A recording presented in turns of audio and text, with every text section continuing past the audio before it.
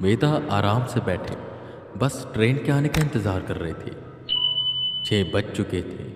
बंटी अपनी टपरी बंद करके वहाँ से चला गया था और आर्मी वाले आ चुके थे।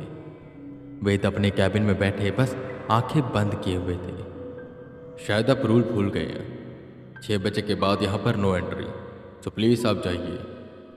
वेदा फिर भी आंखें बंद किए बस बैठे हुए थे। वो अपने सौरा को कंट्रोल करने की प्रैक्टिस कर रहे थे। वो आर्मी वाला वेदा के पास आया और उसने वेदा के कंधे पर हाथ रखा, फिर बोला, सुना नहीं, खाली करो स्टेशन, 6 बज चुके हैं। वेदा ने एकदम से अपनी आंखें खोली और उस आर्मी वाले की तरफ देखा। उसने वेदा के कंधे से हाथ हटाया और डर के पीछे की ओर जाने लगा। एकदम से वेदा को अनुभव हुआ कि वो शायद अभी अपनी नेगेटिव पावर में है, इसलिए आर्मी वाला डर गया। वेदा नॉर्मल हुए और बोले, सॉरी ऑफिसर, क्या आपकी अविनाश जी से बात नहीं हुई कोई? आज मैं यहीं पर रुकने वाला हूँ। इतना सुन उस आर्मी वाले ने डायरेक्ट अविनाश को कॉल किया और इस बात को कंफर्म कर दिया।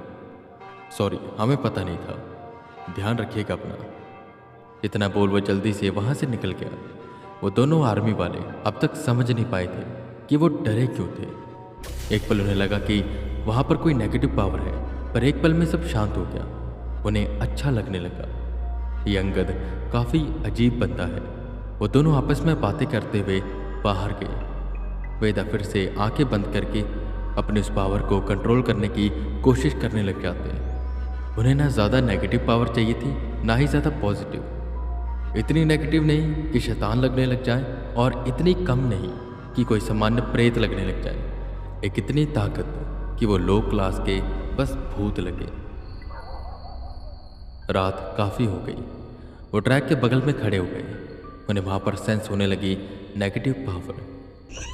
ट्रेन पर खून दिखाई दे रहा था, कटे हुए अंग दिखाई दे रहा था, और ये शायद इसलिए था क्योंकि वो जो भूत उस ट्रेन में आते वो अपने आसपास एक ऐसा ऑरा लेकर आते कि आसपास की जितनी चीज़ें होती हैं सब नेगेटिव हो जाती हैं। वेदा को ट्रेन के हॉर्न की आवाज़ सुनाई दी। वेदा सेंस करने लग गए उस नेगेटिव पावर को। वेदा ने एकदम से अपना ऑरा चेंज किया और एक परफेक्ट ऑरा पर आए। ट्रेन तेजी से आ रही थी। उन्होंने हरा झंडा नीचे रखा और बेंच पर रखे लालटेन को उठाया और लाल झंडे दिखाने लगे। वो ट्रेन जो चलती थी और रुकती नहीं थी, वो सीधा स्टेशन पर आकर रुकी।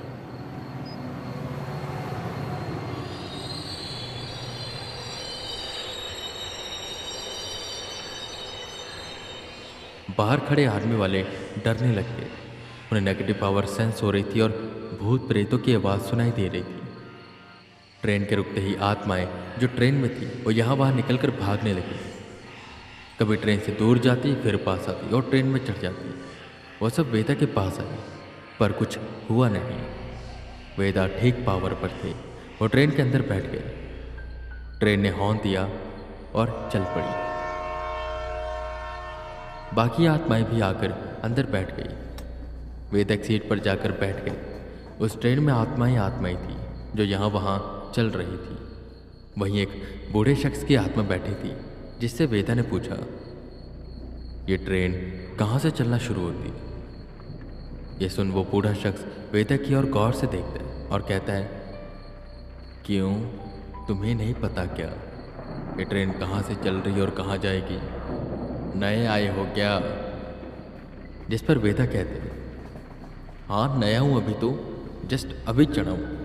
अच्छा ये बताओ कहाँ से चलती है ट्रेन? जिस पर उस बूढ़े शख्स की आत्मा कहती है, ये ट्रेन दूसरी दुनिया से आती है, हम सबको इसमें बिठाया जाता है, नीचे दावत मिलती है, हम दावत खाने आए हैं, हमारे जैसे बहुत आ रहे हैं वहाँ पर दावत खाने, तुम भी चलो, मज़ा आएगा। वेदा अजीब तरीके से बर्ताव करते हैं। दावत? अच्छा ये बताओ ये ट्रेन दूसरी दुनिया कैसे जाएगी? ये सुन उस बूढ़े शख्स के बगल में जो आदमी की आत्मा बैठी हुई थी वो कहती है, क्यों, तुम्हें क्या करना है? हमारे मालिक ने हमें मना किया ये बताने से। तुम बस दावत खाओ और वापस चलो। जब वापस जाएगी ना अपने आप पता चल जाएगा ट्रेन कैसे वापस जाएगी। ज़्यादा होशियारी मत करो। उतनी देर में एक टीटी की आत्मा आई, जिसका मांस पूरा गल चुका था। वो चिल्लाते हुए सबसे कह रहा था, ट्रेन के रुकते ही सब उतर जाएंगे और दावत करेंगे। वहाँ पर बहुत सारे तुम्हारे जैसे आएंगे, सब साथ में जाएंगे, साथ में खाएंगे। ट्रेन में कोई भी नहीं रहना चाहिए।